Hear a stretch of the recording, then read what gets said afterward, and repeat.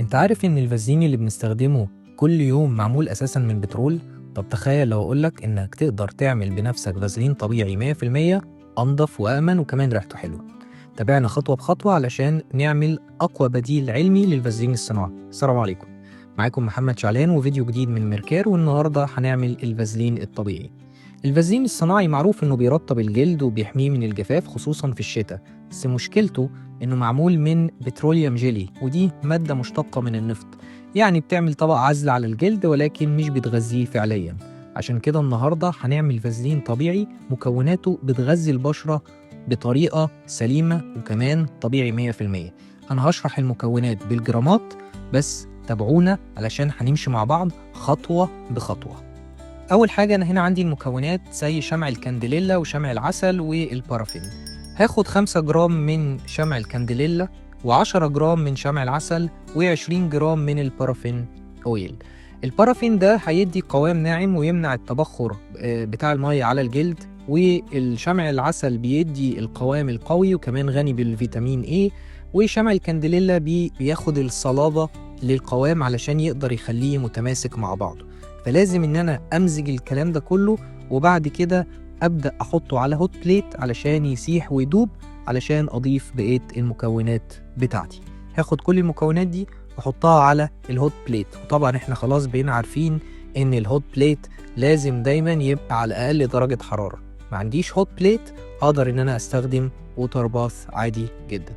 اول ما المحلول هيبدا يدوب عندي هبدا انزل بعد كده بالمكونات التانية بتاعتي علشان اعزز من الفيتامينات والغذاء اللي يديه للبشرة بتاعتي الفازلين ده.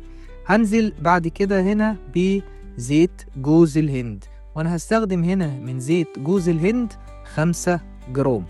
زيت جوز الهند طبعا هو مرطب قوي، فيه خواص مضادة للبكتيريا والفطريات، كمان بيساعد على ترميم الجلد الجاف. هنزل بيه واكمل ان انا اقلب. لو لاحظتوا ان انا نزلت او ضفت جوز الهند بعد ما كان المحلول بتاعي بدأ يهدى شوية. لو احنا في حالة الشتاء وجوز الهند تقيل يبقى انا هضيفه عشان يسيح معاهم على الهوت بليت. بعد كده هضيف زيت اللوز الحلو، وهنزل برضو ب5 جرام من زيت اللوز الحلو، لان زيت اللوز الحلو غني بفيتامين اي، بيغذي الجلد وبيمنع الالتهابات وكمان بيقلل الاكزيما. وهقلب ده كويس. بعد ما خلاص قلبت هبدأ أضيف بعد كده هنا الداي ميثيكون، وده الداي ميثيكون هو نوع من أنواع السيليكون الخفيف اللي بيقلل امتصاص الدهون، كمان بيدي ملمس حريري وبيحافظ على الرطوبة بتاعة الجلد. أنا خدت منه هنا 4 جرام. ولازم الداي ميثيكون لما أضيفه يبقى درجة الحرارة بتاعة المحلول بتاعتي بدأت تبرد شوية، مش وهو سخن.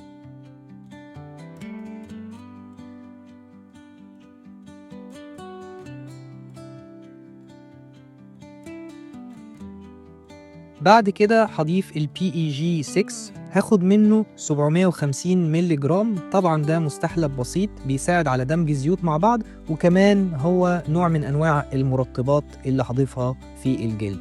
بقلب كويس جدا علشان اتأكد ان دايما كل المحاليل بتاعتي امتزجت مع بعض بطريقة سليمة. انا خلاص عندي هنا مفيش اخر حاجة بضيفها هي زيت شجرة الشاي، باخد منها 250 مللي جرام.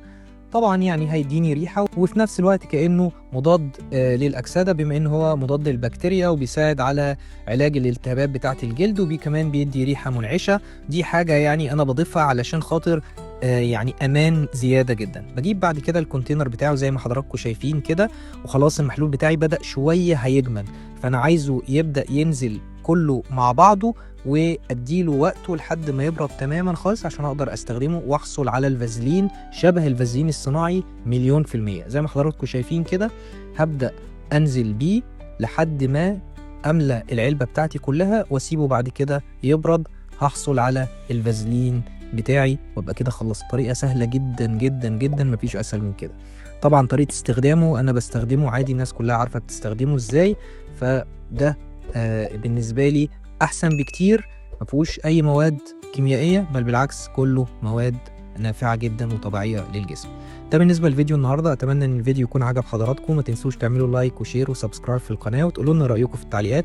ولو حابين تتفرجوا على فيديو معين أو منتج معين يا ريت تقولوا لنا، وإحنا إن شاء الله هنعمله. أشوفكم في فيديو جديد. السلام عليكم.